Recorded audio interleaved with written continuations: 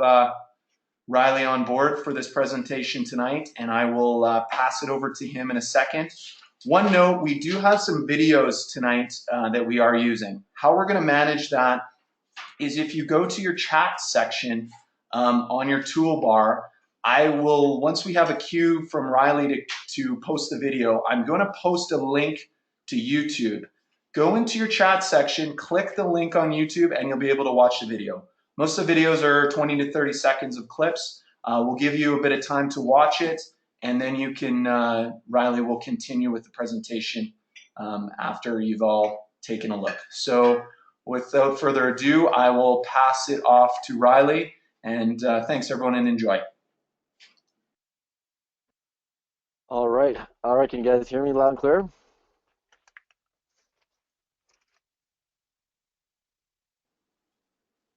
We sure can, Ryley. They can't talk to you, so go ahead. Perfect. All right. So, well, thanks everybody for tuning in. Happy to be here tonight. And as you can see, I'm going to go a little bit over positioning and how to get the best look. And thanks for that little introduction. Like, it just sure does make your job a lot easier when the positioning just becomes second nature to you. But at the same time, it's something that we constantly have to work for in every game. It's not black and white, and it's different on every play. So let's just go into a little bit of what we'll be discussing. So get this PowerPoint. All right, here we go. So location. Just like in real estate, the most important thing as a referee is where we are located. We make our best decisions when we are in the best positions, when we're in the best location. And mechanics give us the best chance to succeed by being in the right spot, but they do not provide us with the magic spot. There is no correct spot to be, because like I said, it's constantly changing and every play is different. But we need to position ourselves in the best spot to gain the best vantage to see the whole play. So there's a quick YouTube video. But before we go into that, we'll go into just the primary coverages. So this is pretty, we've all seen this before. These are the ideal locations. These are the spots where we need to go to theoretically have the best angles to see the plays. The trail, the center, the lead, on that 45-degree angle, on that straight angle as the center. And Mike, if you could play the first clip. Now this clip I first saw, I'm kind of stealing this from Terry Moore. He's an American FIBA international instructor, and I saw this at a presentation he was doing, and it kind of stuck with me. It's very it's on point to the discussion tonight. So if you can have everybody send them the link, and if they could take a quick look at that.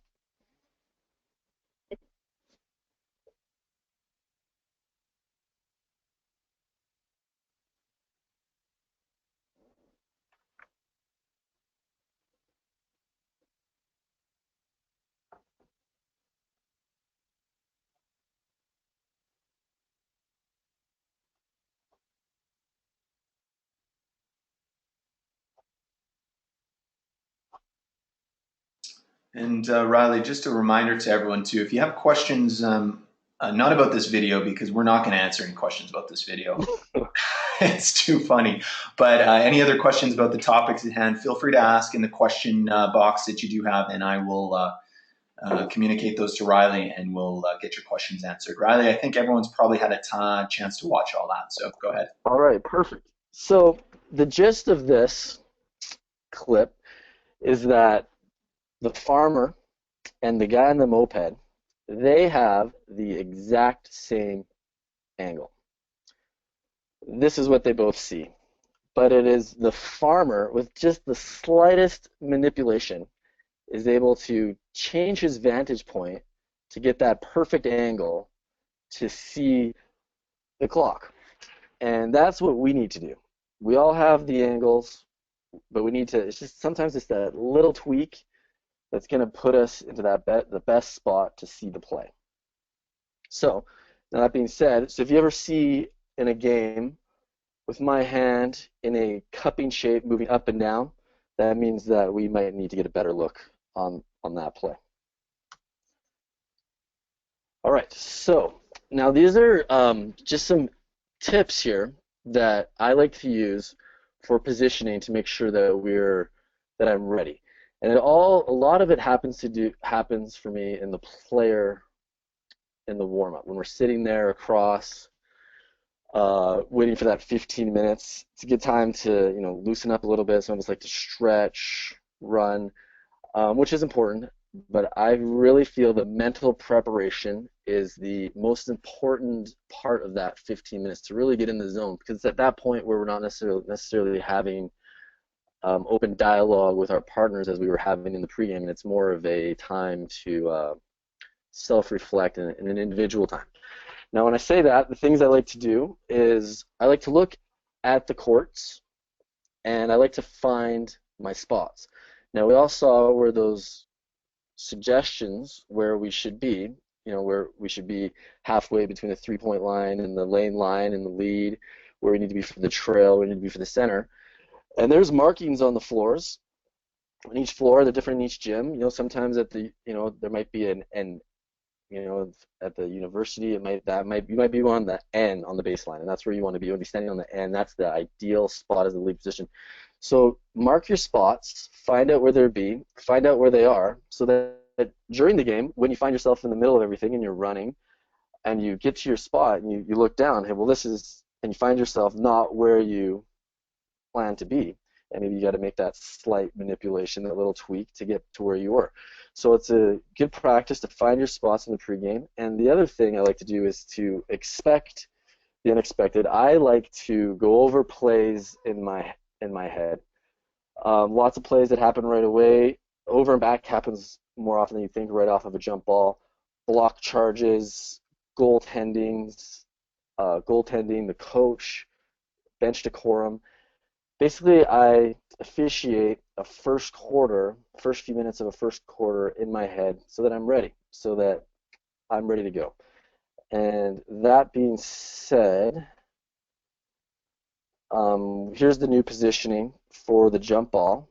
We have the U1 kind of closer to half. We all know that. So when we're here lined up for the game, we know where we need to go. There's two places we're either going to go, depending on which direction the ball is going to go. So know your spot, get there with purpose, ready to receive the play. And if you could play clip 2, or send the link to clip 2, and we can have a quick glance at that. That'd be great. This, just to preface this clip, this was a couple of years ago, and some people may have seen this already, but I like to show it just because it just shows how quick things can happen. This was at the CCAA Nationals. I think this is my first game of the tournament, and yeah, we'll go over it a little bit once everybody has a chance to watch that.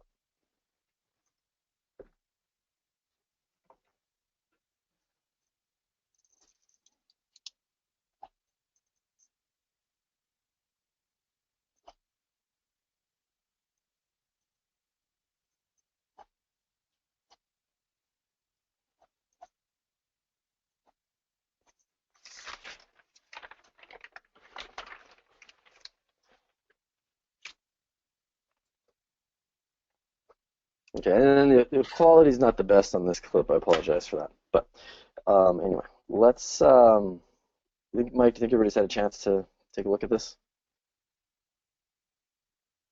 Yeah, short clip. It should be ready to go. Okay, perfect. All right, so it's blurry here, but we can see I've taken a screenshot of where the contact occurred. So it's on the left of the screen. There's the green offensive player with the ball, and you cannot see the defender because he's about to get run over. So the key to this on positioning is, first of all, we've got the lead, the new lead, and the trail official are both on the move. The trail official is still on the other side of half, so he's really out of this play. And the lead official, he's not at the baseline, because it all happened really quick. He's not at the baseline yet to receive the play, and there's bodies in front of him. So in all actuality, as the tossing official, I've got the best look at this, plus the fact that I'm stationary. I'm still standing in the exact same spot that I threw the toss from. And I can see the space by looking straight at the basket. I can see the space between the players. Now, by the time I blow my whistle, I'm stationary, and then I kind of moonwalk over to where I'm supposed to be, so it doesn't look like I was at half when I called it. But it's all about anticipating this so we can get to the spot and officiate the play from a still position so we can receive the play, and also being ready, because this happened 2 seconds into the game.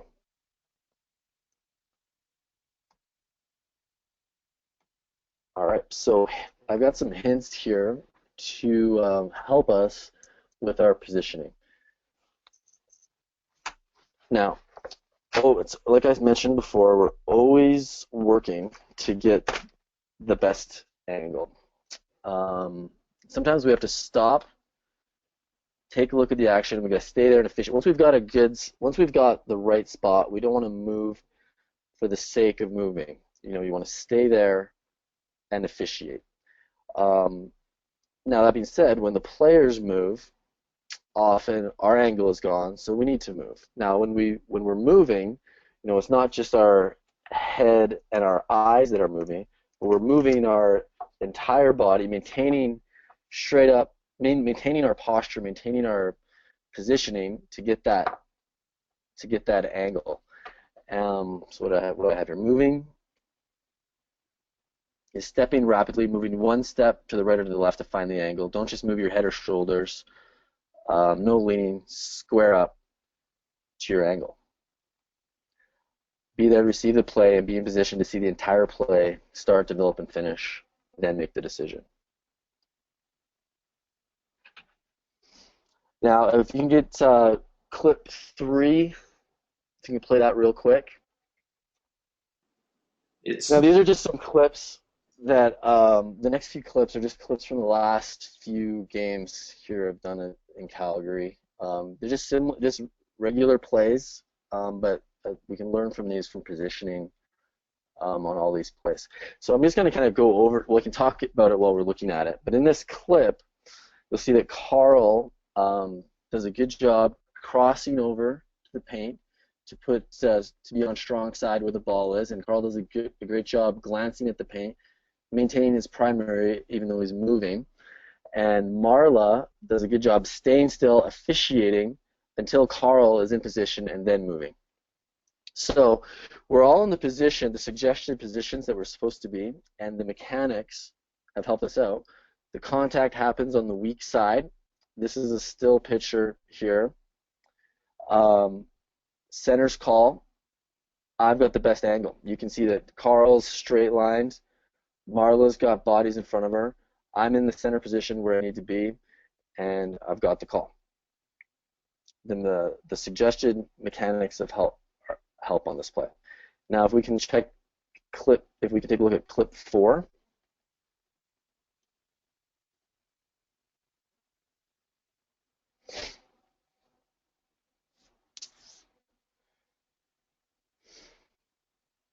Now, on this play, we have the mechanics have I'm where I'm supposed to be, but I have bodies in front of me. Now, on this play, I was guessing. I knew that I was responsible for the contact because it happened on my side of the rim, on the weak side, and there was a body in the ground, but I do not have the best angle on this play. Now, there's 2 options that I could do, I could come down lower to get a better angle, but I come down lower, then I straight line myself, and I have the same angle as the lead official, and we both have backs. Or I could use the curl step and come further away from the play in a trail position, but then there's still body. So in all reality, I think the best, this is not his primary, I think trail Carl has the best look on this play as he can see the space between the players.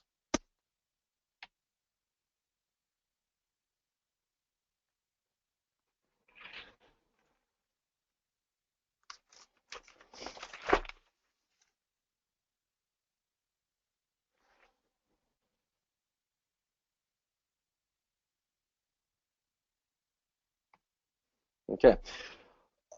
Just got a few more minutes here, and I just want to go over. We're just gonna, we've all seen these clips before now, but what I want to emphasize is how active the center official really is, or even in two-person, how active the trail official needs to be on his side of the rim. If we've got plays to the rim, block charges, that is the primary responsibility of that official who's officiating on that side of the rim.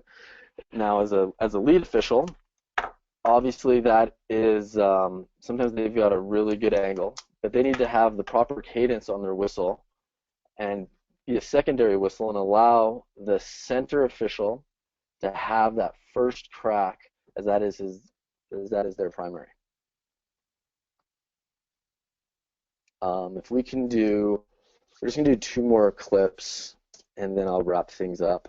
If you can play Clip number 5, sorry, Ryley. Clip 5 to everyone out there was the last one that I just had added on the chat while you were just speaking, so that's on there. Okay, perfect. Okay, so on clip 5, what I want to notice. Okay, now we mentioned the curl step. Now that's not just the curl step means moving away from the play. You'll see what Carl does here on the still shot is as the play goes to the hoop, Carl does a great job backing up to make his angle wider so we can see the play better. And because of that, there's no call on this play and it was officiated properly. And then also on the way back, Marley did a great job getting to the baseline as the play went the other way to receive that play.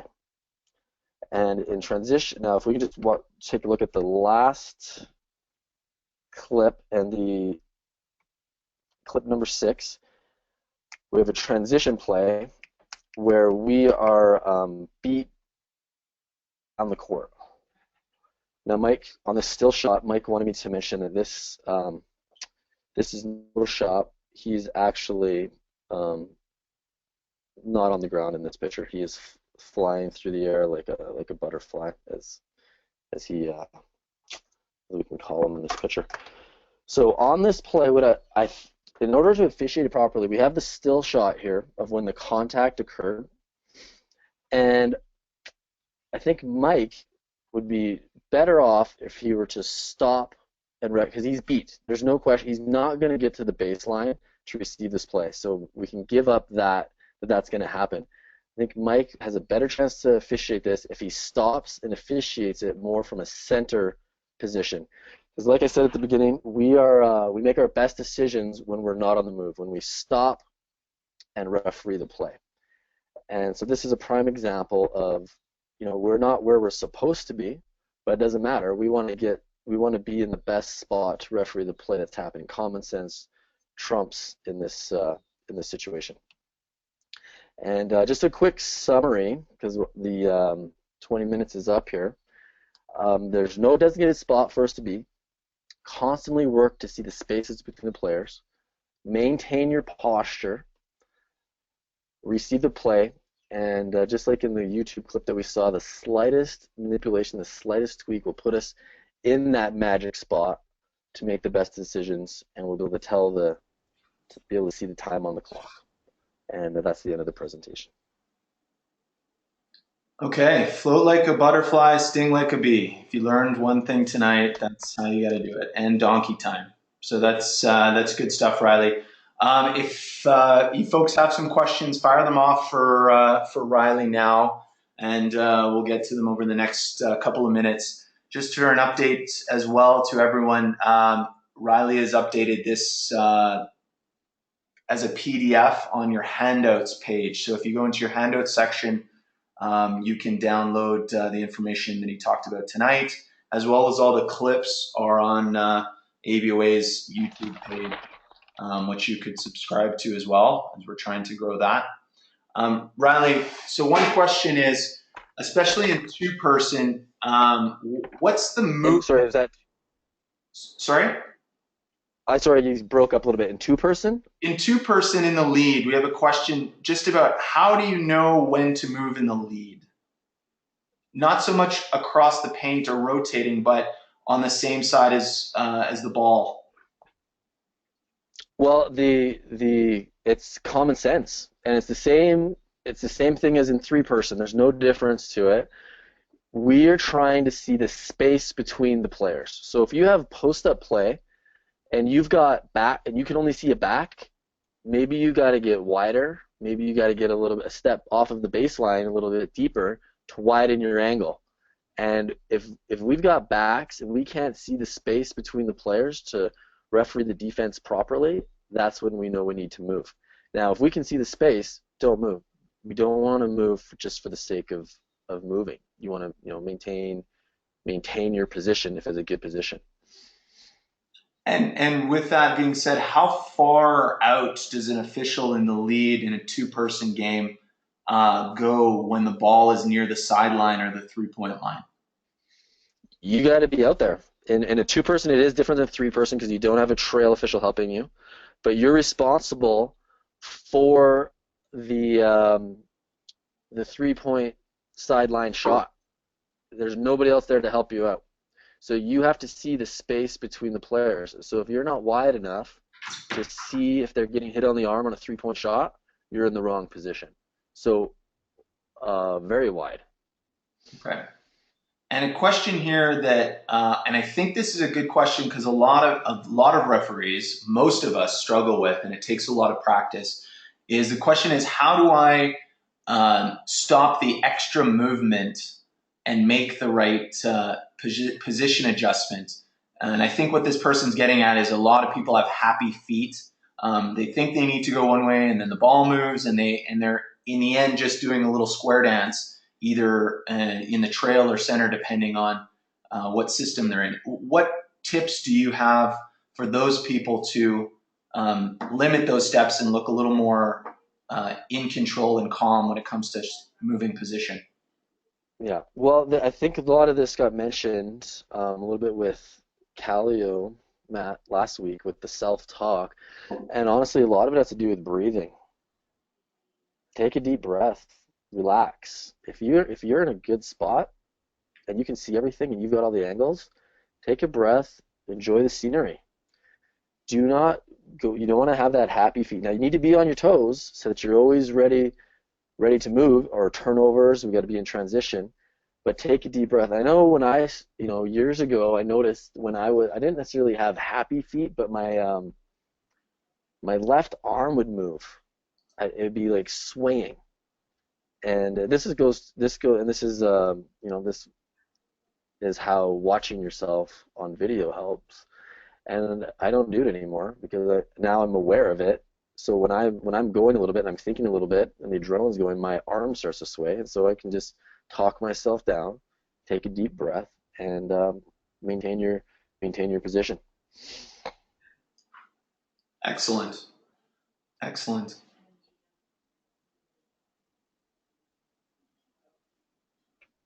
Was there any other topics, Ryley, that you wanted to cover before we close for tonight? No, I don't want to take up too much more of anybody's time. So unless there's any more questions, that should do.